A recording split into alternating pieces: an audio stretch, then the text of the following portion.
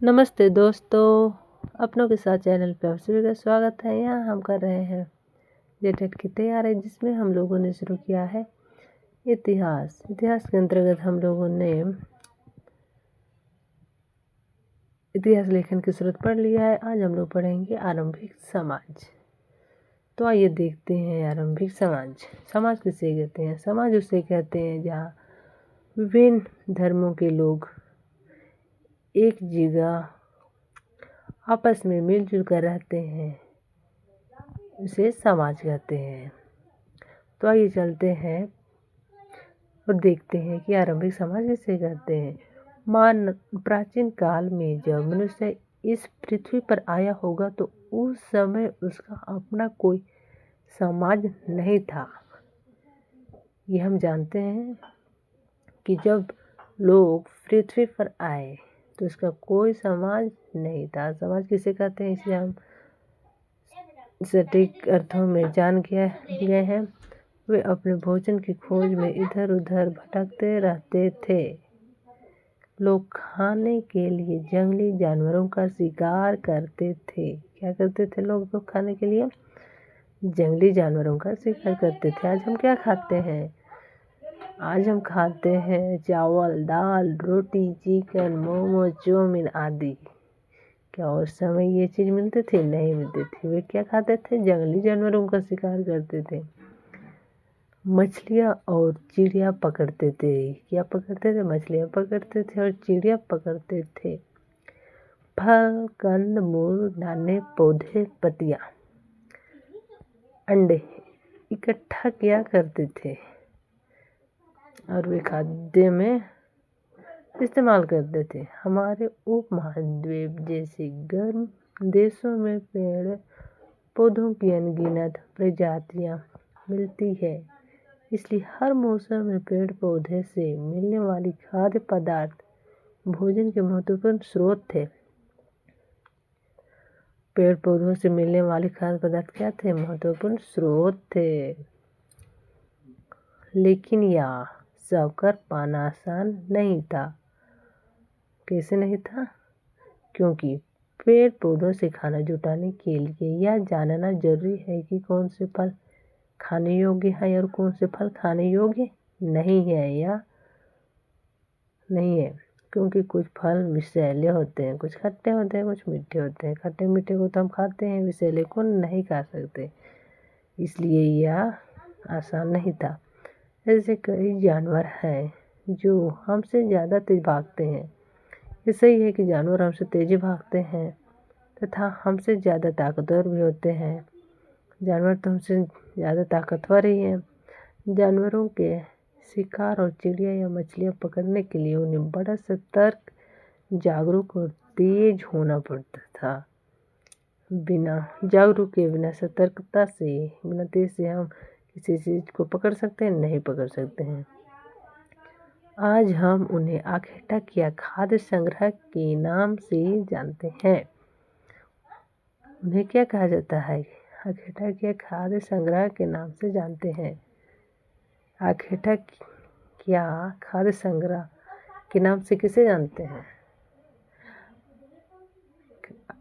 इकट्ठा किया खाद्य संग्रह के नाम से हम उसे जानते हैं जो अपने खाद्य की तलाश में एक जगह से दूसरे जगह जाया करते थे। उसे इकट्ठा किया खाद्य संग्रह कहते हैं। आगे चलते हैं। इकट्ठा किया शिकार समुदाय के लोगों को एक जगह से दूसरे जगह पर घूमते रहने के पीछे अनेक कारण थे। इकट्ठा किया शिकारी समुदाय के लोगों को एक जगह से दूसरे जगह घूमने के क्या कारण है, उसे देखते हैं। चलिए, पहला कारण, एक ही जगह पर ज़्यादा दिनों तक रहने पर वे आसपास के पेड़ पौधे, फल और जानवरों को खाकर समाप्त कर देते।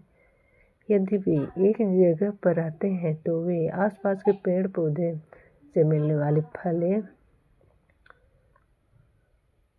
जानवरों को खाकर क्या करते थे? समाप्त करते थे। इसलिए वे एक जगह से दूसरी जगह जाते थे। दूसरा कारण है जानवर भी अपने भोजन के लिए जगह बदलते थे। जानवरों को भी तो अपना भोजन चाहिए, इसलिए वे अपना भोजन की तलाश में एक जगह से दूसरे जगह जाते थे, इसलिए आगे ठग भी उन जानवरों को की तलाश में उनके पीछे जाते थे। इसलिए भी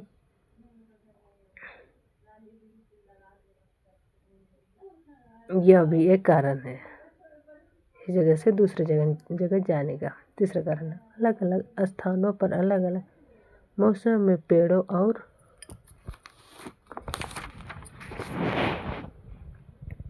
पौधों में फल फूल होते थे। चौथा, पानी की आवश्यकता के कारण। तीसरा कारण क्या था कि पौधों में अलग अलग मौसमों में अलग अलग फलें लगती है, फूलें लगती थी, तो वे मौसमों के अनुसार भी एक जगह से दूसरे जगह जाया करते थे। चौथा कारण था क्या है, ये देखते हैं। चौथा कारण पानी की आवश्यकता के कारण वे घूमते रहते थे।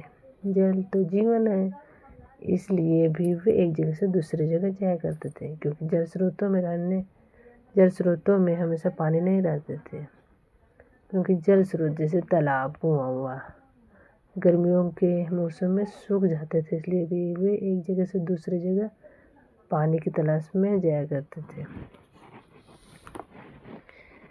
आइए आगे बढ़ते हैं और देखते हैं आदिमानव के बारे में जानेंगे। आदिमानव का निवास स्थान।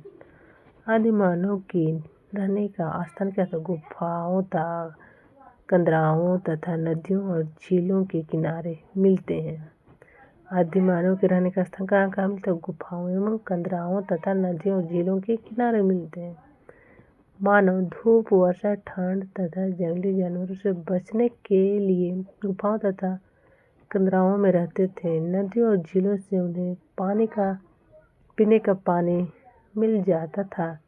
जिन स्थानों पर मानव रहते थे, उन स्थानों पर अनेक प्रकार के औजार के अवशेष मिले हैं। क्या मिले हैं? औजार के अवशेष। उसे हम उद्योग स्थल या आवासीय स्थल कहते हैं। उद्योग स्थल या आवासीय स्थल किसे कहते हैं?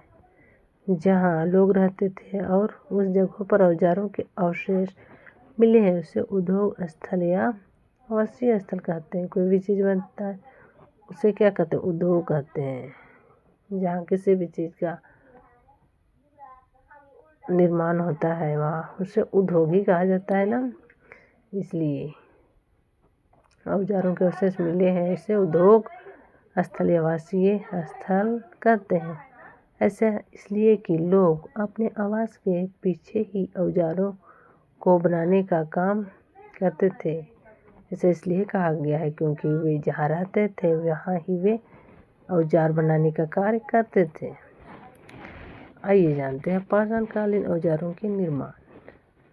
पाषाणकाल।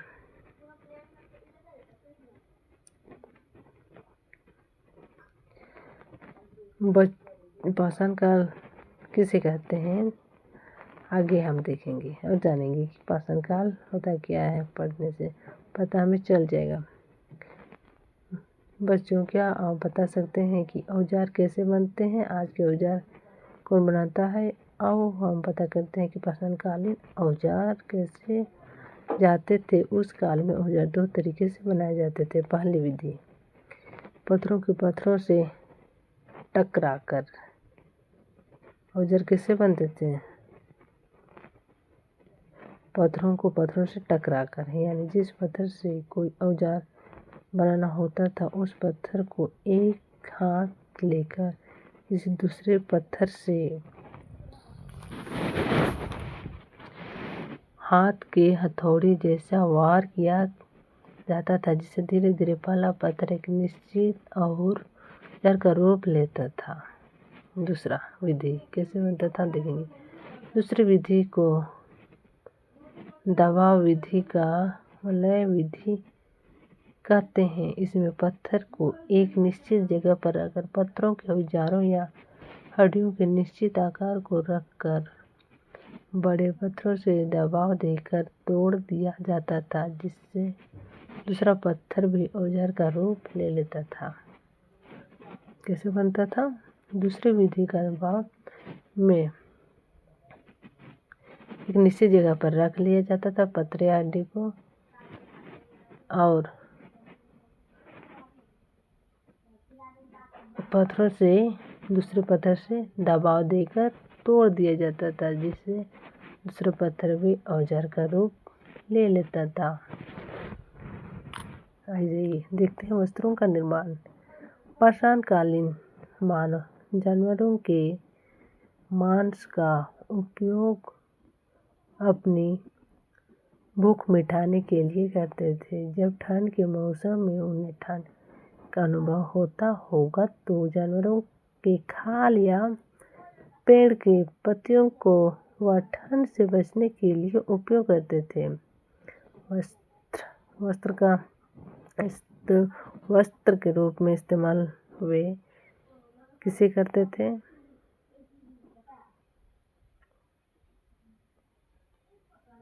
जानवरों के खाल को, पेड़ के पत्तियों को ठंड के मौसम में वे इस्तेमाल करते थे। उनका यह वस्त्र के रूप में उपयोग किया जाने वाला खाल या चमड़ी अस्थायी नहीं होती थी। आज का हमारा ठंड में उपयोग किए जाने वाला वस्त्र तो अस्थायी होता है, इसे हम 1 साल 2 साल 3 साल सालों साल यूज करते हैं, लेकिन उस समय के लोगों का वस्त्र अस्थायी नहीं होता था। ठंड का मौसम समाप्त होते ही वे उन वस्त्रों को फेंक देते थे, क्योंकि चमड़ों से दुर्गंध आती थी। क्योंकि वे चमड़े का इस्तेमाल करते थे और चमड़े से दुर्गंध आती थी, और पत्तियों का भी इस्तेमाल करते थे, पत्तियाँ सूख जाया करती थे, इसलिए।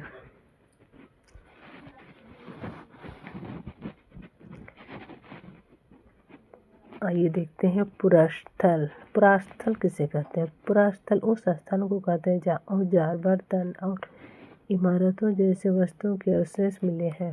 पुरास्थल किसे कहते हैं?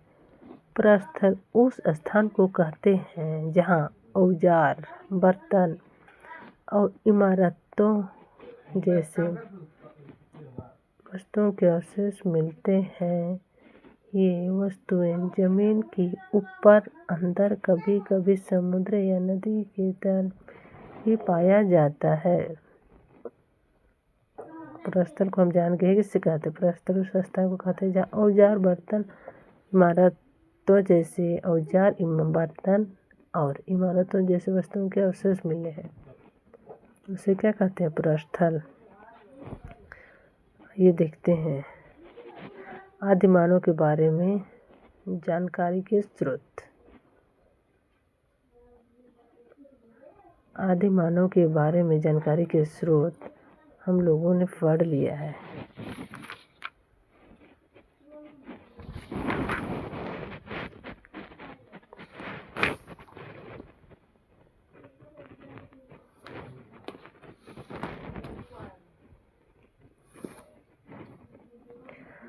आइए हम पूरा पाषाणकालीन औजार कहाँ कहाँ मिले हैं उसे जान लेते हैं। उड़ीसा में मयूरभंज, मध्य प्रदेश में भीमबेटका, राजस्थान में दिदवाना, गुजरात में हिरान घाटी,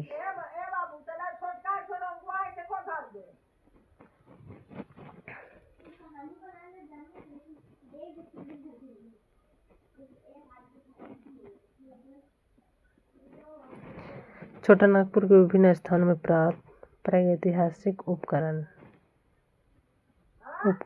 स्थल युग। किस युग में किस उपकरण किस स्थान पर मिला है उसे देखते हैं। पत्थर के कुल्हाड़ी तथा भाले कहाँ मिला है? जीरे के कोयला खाने में। किस युग में? पूर्व पाषाण युग में। चाकू नुमा धारदार पत्थर कहाँ मिला है? चिबासा चक्रधरपुर के निकट संजय नदी घाटी में, नवपाषाण युग में। तीसरा, सुंदर कुल्हाड़ी बूढ़ाडीह तमाड़, नवपाषाण युग में। चौथा, तांबे की कुल्हाड़ियाँ बसिया गुमला में, ताम्र युग में।